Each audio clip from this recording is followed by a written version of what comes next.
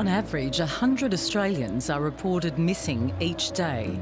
Half of them are under 18. Hey, how are you guys doing?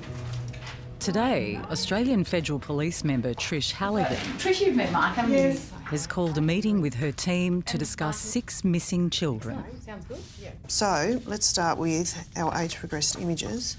Serena and Thomas Spieth. Children change year in, year out. They're growing and maturing. So what we've done is had their images age progressed in the hope that this will reinvigorate those profiles with the community, and hopefully it'll get some people thinking about these cases. They actually went missing when Serena was 5 and Thomas was 4. And Serena's now 8 and Thomas is 7. They're believed to be with their mother in Australia. So our next one. We've spoken to the grandparents of Leela because she's actually missing with her mother and her father and another gentleman that used to live with the family. All 4 are missing. Dad was believed to be running a cult. Leela was 6 when she went missing, and if she was found today, she'd be 15. Yeah, and the greater the gap between when the person's gone missing, that's when these things really become more important. Yeah. It's the Water children, twins. The father had custody of these 2, and he dropped them off at school one day, and they haven't been seen since. We're still actively pursuing this one from a child recovery perspective. Okay, and then our last family, Matthew. So this one's a family law one, Mark. And this is the one that's believed to be in France or Belgium. Yeah.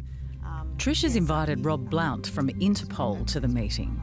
She needs his help to progress the case of missing teenager Matthew McIntosh, a victim of international child abduction.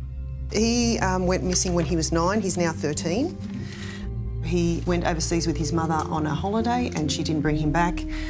Dad's been to the Federal Circuit Court and the Hague Convention, and she hasn't returned.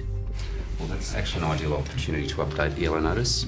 Essentially, I mean, it's currently available on the Interpol public website as well, and it gives us an opportunity to refresh inquiries across the 190 countries, and we can push that out with any updated information we might have from investigators. Matthew's father, Michael, has not seen his son for 4 years. Trish will take this image to Sydney to show him what his son may look like today and to interview him about his son's disappearance.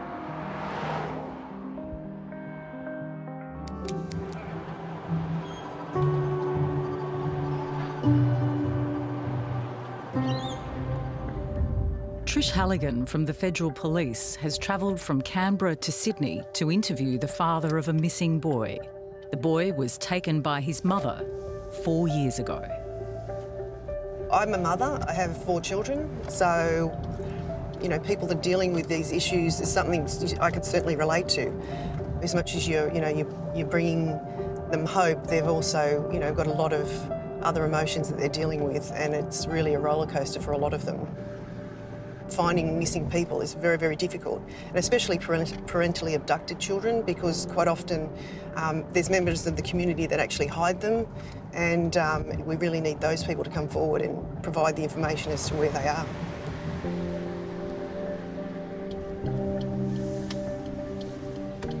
Trish will show the father an age-progressed image of his son. It's a confronting process, but hopefully will prompt a breakthrough. Hi. Good. How about you guys? How was your trip up? Members of Trish's team have joined her to shoot a video that will be circulated online to raise the profile of the case. Hello, hi. How are you? Good to meet you again. Yes. Come on in. You too. Come on in. Sean, how are you? See you. Yeah, good, thanks. I hope you've got enough space for everything. I'm sure we will have. But how about we sit down and have a chat? Yeah, good. Maybe the tables are best. Yes. No. Trish will ask Michael to share his memories of Matt on camera, Exactly right. in the hope that people with information about his whereabouts might see the video and be moved to come forward. So, can you please tell me your son's full name? Matthew Pierre Michael Etienne McIntosh is his full name, but Matt. So yeah, both his mum and I called him Matt. He loved the outdoors and the sports, the football, the cricket. So we were, every weekend, you know, we were outside, we were kicking a ball around, we'd go and watch sports. Yeah, I mean, life was good.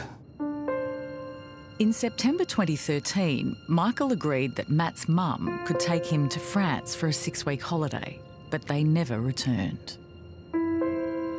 After 8 months working closely with police, Michael travelled to France, where he sought a court order to bring Matt home. I came back to Australia, and then the judge decided he wanted to hear Matt's side of the story. And I do believe that, you know, Matt would have been nervous about that. So he rang me, and I distinctly remember that phone call simply because I felt that he was doing it sort of hidden away in a room, possibly. And it sounded like he was trying to sort of just make that last bit of contact. You know, and I sort of reiterated to him, you know, I love you, you know, you're doing your best.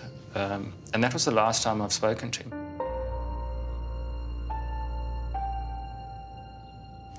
You go back and I look at it now and I kind of wish I'd said something more. You know, just hang in there, or you can always contact me, keep contacting me. They had the final hearing, the verdict was handed down, and I was advised that they had sent her a notification to say that she needed to bring him back to Australia. And I was then advised that she had left that little town and she had pulled him out of the school. And yeah, the chase was on from there. Yeah, so, you know, obviously from the time that you last saw Matt, you know, at the age of 9, he's now 13, there's so much change between that kind of 10 and sort of 13 age. Mm. I'll show you the age progressed image. Wow. It just looks like a different person, eh?